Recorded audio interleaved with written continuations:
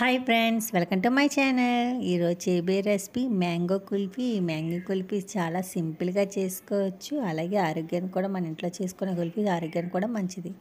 అలాగే ముందుగా మనం ఏం చేయాలంటే 1 లీటర్ పాలు తీసుకోవాలి. 1 లీటర్ పాలు బాగా మరగబెట్టుకోవాలి. అంటే 1 లీటర్ పాలు సగం అయ్యే వరకు కూడా బాగా మరగబెట్టుకోవాలి. కొద్దిగా బాదం పప్పులు, కొద్దిగా జీడిపప్పులు, కొద్దిగా గుమ్మడికాయ పప్పు కూడా తీసుకుని ఇవన్నీ కూడా పౌడర్ చేసుకున్నాను. మెత్తగా పౌడర్ చేసుకుని పక్కన పెట్టుకున్నాను. ఇప్పుడు పాలు ఒక్కసారి పొంగొచ్చిందండి, బాగా కలుపుకోవాలి. చిన్న మంటలో పెట్టుకొని బాగా మరిగించుకోవాలి. నేను 2 మ్యాంగోస్ తీసుకొని అవి చిన్న చిన్న ముక్కల కింద చేసుకొని అది మిక్సీ పెట్టుకొని పక్కన పెట్టుకున్నాను. ఇప్పుడు నేను పాలు అలా కలుపుతూ ఉండాలండి. ఈ పాలంతా కలుపుతూ ఉండాలి. మేకడ అది పట్టిందంతా కూడా బాగా అలా కలుపుతూ ఉండాలి.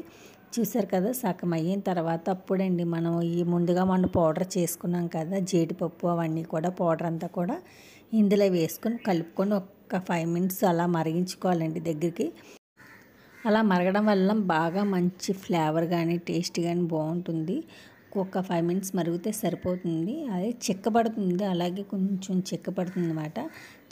ఎంతసేపు పట్టదండి, మనం పౌడర్ వేసాం కదా, కొంచెం ఒక 5 మినిట్స్ మరిగితే సరిపోతుంది.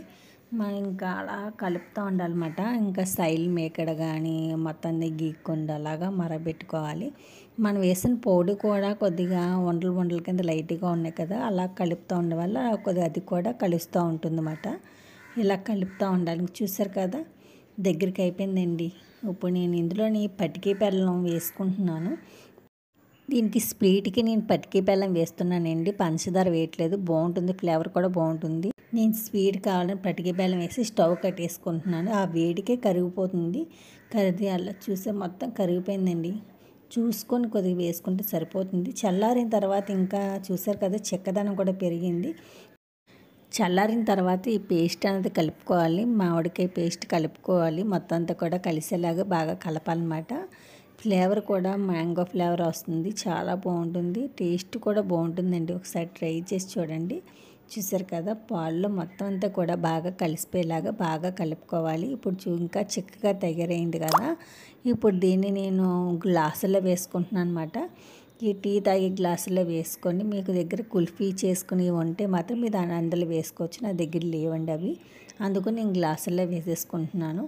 ఇలా గ్లాసుల్లో వేసేసుకున్న తర్వాత నేను దీనికి మొత్తం గ్లాసులు పైనంతా కూడా క్లోజ్ చేయాలి కదా, అందుకని నేను కవర్ తీసుకున్నాను. ఈ కవర్లోని నేను తీసుకుని గట్టిగా దానికి హోల్డ్ చేసుకుంటున్నానండి. ఇలా హోల్డ్ చేసుకున్న తర్వాత దీనికి నేను దీనికి దారం ఉంటే దారం కట్టేసుకోండి, లేదంటే రబ్బర్ బ్యాండ్స్ ఉంటాయి కదా, ఇలాగా రబ్బర్స్ మాత్రమైనా సరే పెట్టేసుకోవచ్చు. మీ ఇష్టం, మీ దగ్గర ఉన్న దాంతో ఏదో ఎలాగైనా పర్లేదు. ముందుగా రబ్బర్ పెట్టేసుకొని మనం హోల్డ్ చేసుకుంటే కొద్దిగా మనం ఇలా గుచ్చినప్పుడు లోపలికి వెళ్ళిపోతుంది కదా, అందుకని గట్టిగా పట్టుకొని పెట్టేసుకున్న తర్వాత రబ్బర్ పెట్టుకోండి. ఇలా పెట్టేసుకున్న తర్వాత హోల్లోని నేను ఐస్ క్రీమ్ స్పూన్ పెట్టుకుంటున్నాను. ఐస్ క్రీమ్ స్పూన్ పెట్టుకొని నేను క్లోజ్ చేసుకుని పక్కన పెట్టేసుకుంటున్నాను అనమాట. చాలా సింపుల్ అండి, చాలా సింపుల్గా అయిపోతుంది. అలాగే మంచి టేస్ట్, అలాగే హెల్దీ కూడా. మన ఇంట్లో చేసుకున్న వాటితో తింటే మంచిది కదా, బయట కొనుక్కునే కన్నా. ఎండాకాలంలో పిల్లలు అస్తమాట అడుగుతారు కాబట్టి మన ఇంట్లోనే స్వయంగా చేసుకోవచ్చు. చూసారా, నేను బాక్స్లో వేసుకుంటున్నానండి. మిగిలిందంతా కూడా నేను ఇలా బాక్స్లో వేసుకొని దీన్ని బాక్స్ మూత పెట్టేసుకుంటున్నాను అనమాట. ఇంకా దీనికి క్లోజ్ అయితే ఏమీ చేయట్లేదు, పేపర్ అవన్నీ కవర్ అని పెట్టట్లేదు. డైరెక్ట్గా నేను ఫ్రిడ్జ్లో పెట్టేసుకుంటున్నాను. అలాగే చూసారు కదా, చాలా బాగా సెట్ అయిందండి, చాలా బాగుంది కూడా. పిల్లలు కూడా చాలా ఇష్టంగా తిన్నారు. మీరు కూడా నచ్చినట్లయితే ఒకసారి ట్రై చేసి చూడండి, చాలా బాగుంటుంది. మీకు నచ్చినట్లయితే లైక్ చేయండి, షేర్ చేయండి, మా ఛానల్ సబ్స్క్రైబ్ చేసుకోండి. చూసారు కదా ఎంత బాగా సెట్ అయిందో.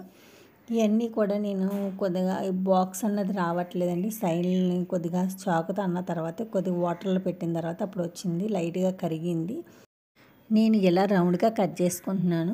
మనం పిల్లలకి కొద్దిగా ఇప్పుడులా కాకుండా కొత్తగా ఉండేలాగా ఉంటే కొద్ది పిల్లలు కూడా చాలా ఇంట్రెస్ట్గా తింటారు. కొద్దిగా డెకరేషన్ కూడా వాళ్ళకి చేస్తే చాలా బాగా నచ్చుతుంది కదా.